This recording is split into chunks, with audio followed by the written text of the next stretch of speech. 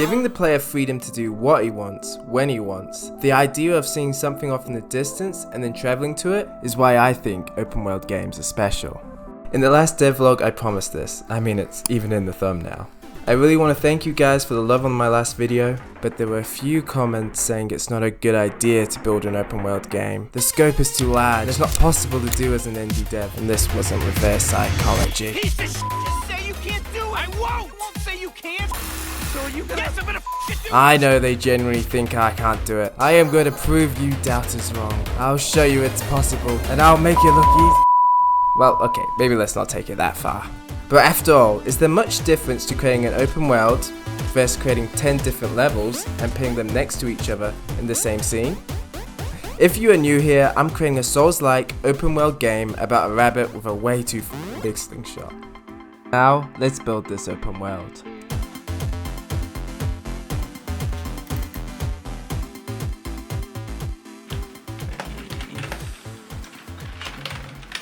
Sometimes I forget how epicless game development can be.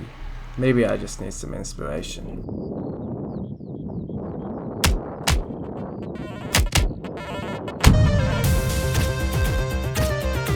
I started by creating a rough sketch of the map. Then I started sculpting out some hills and rivers. The water will serve as boundaries of the map, since rabbits can't swim. Wait, can rabbits swim? Shit. Well, rabbits can't swim in this world at least.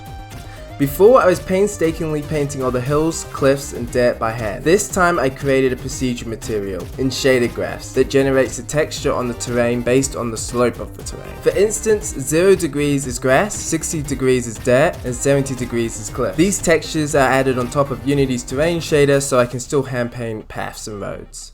Next, I started creating assets. I did go back and forth with the style of the assets. Which do you prefer, left or right? Let me know what you think in the comments below. Actually, it doesn't matter. I decided I'm using this look. I don't know why I asked that. How I achieve this look is using two UV channels. A UV channel or UV map is a flat 2D layout of a 3D model surface. In Blender, I use the first channel for the color palette and the second channel I use for Substance Painter to bake the curvature map, which creates a more 3D and worn look. Side note, I did remove the fair shader and I swapped it out for a toon shader. In addition to this, I created a subsurface scattering effect, which shows how light penetrates a translucent object. Like when you hold your hand up to the sun, light enters your skin and scatters through the tissue. After this, it was time to get back on track.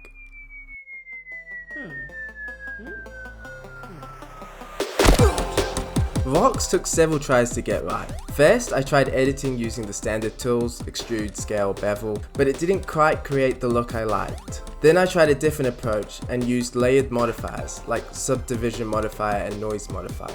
Of course, after this the poly count was hitting 20,000 plus, and the vertice count should probably be less than 500, so I applied a decimate modifier to make it low poly again. The final method I used to create rocks was the bisect tool. This method was quite satisfying. First you cut off big chunks of the cube to make it unique, and then smaller and smaller pieces to refine and give it detail.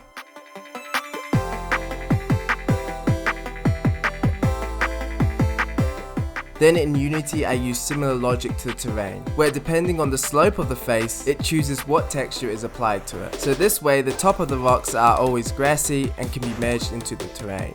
In the last devlog, I showed I was using a shader that turned mesh into billboards like this. But because the billboards are always following the player's camera, you can see the mesh rotating. I've now gone back to creating trees so the mesh is always facing the same direction. This is my first attempt at it, not the best. The tree leaves look sharp and rigid, and I need it to look fluffy and soft. To fix this, you need to alter the normals of the mesh. Normals are like arrows on each face of your model, pointing the way the surface should be seen, rendered, and lit. For tree foliage, the normal directions need to be facing away from the trunk, like a sphere. Here is what I've created.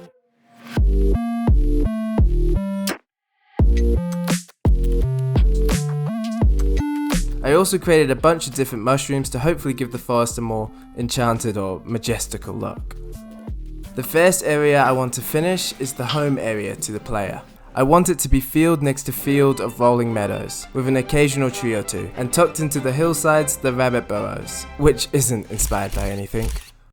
First thing I did was retexture the rabbit homes. I then created wooden fences and stone fences. I then started placing out the grass. This is when I started running into issues. First, it was creating the fences. Just to create one fence line, it seemed to take ages. Next, I wanted the grass to be quite dense, so it had that fluffy, full look, but it resulted in a performance dip. Now try spot the difference between these photos.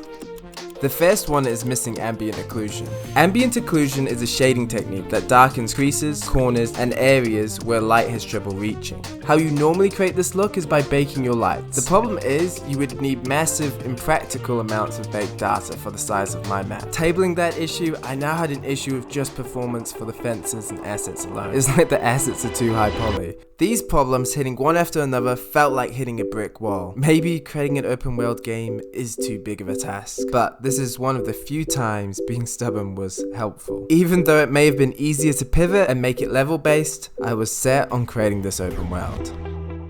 First, I found a solution to hand placing the fences. Now, using this layout tool, I can create long fence lines in seconds, not hours. Secondly, I removed all mesh-based grass, and I added in compute grass. I'm still wrapping my head around all the different ways to simulate grass. This way is far more performant for large volumes of grass. For the lighting problem, since baked lighting wasn't viable, and I wasn't happy with just real-time lighting alone, the solution was to bake ambient occlusion on individual texture maps, and apply that to the object shader.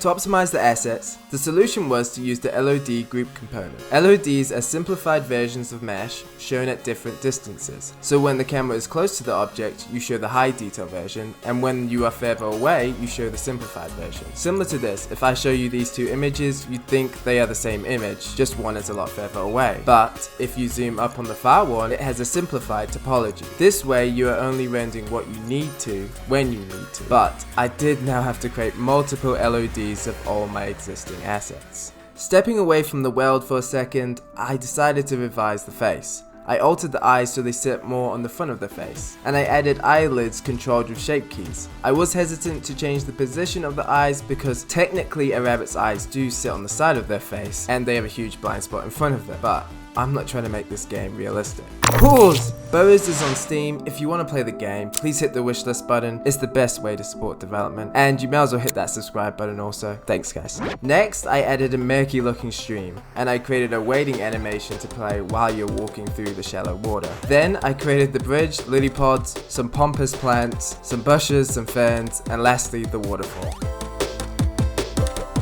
My next idea was to have a gigantic deep trench in the ground. So first I created a walkway that led to the bridge, then I created a big trench with large rocks either side, and underneath some concrete retaining walls, and then I created the bridge.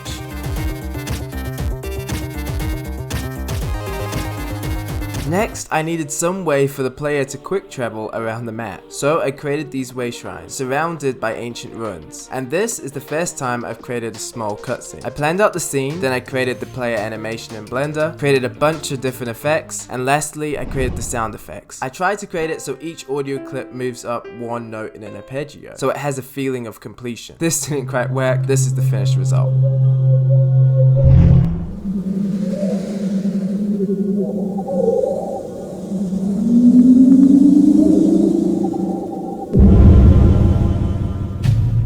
Now just past the forest, I carved out a clearing and created an enemy campsite. And at the center of the campsite, you see an entrance to a burrow. To create the actual burrow's surface, I used similar modifiers to the previous rocks. This way, it was very easy to create the layout I wanted and then apply that low poly rock after.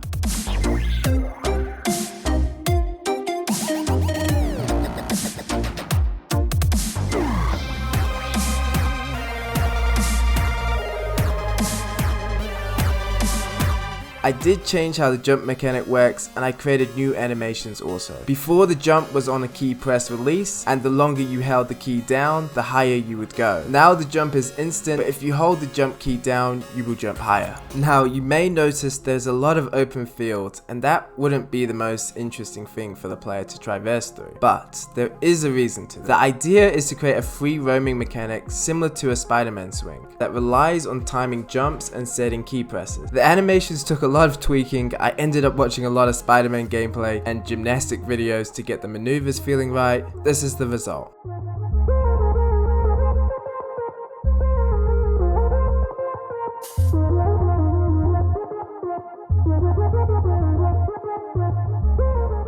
So the question is, did I create an open world? I think it's a very good start. No? Well, let me know in the comments below or join the Discord if you have any ideas. Thanks for watching. Peace.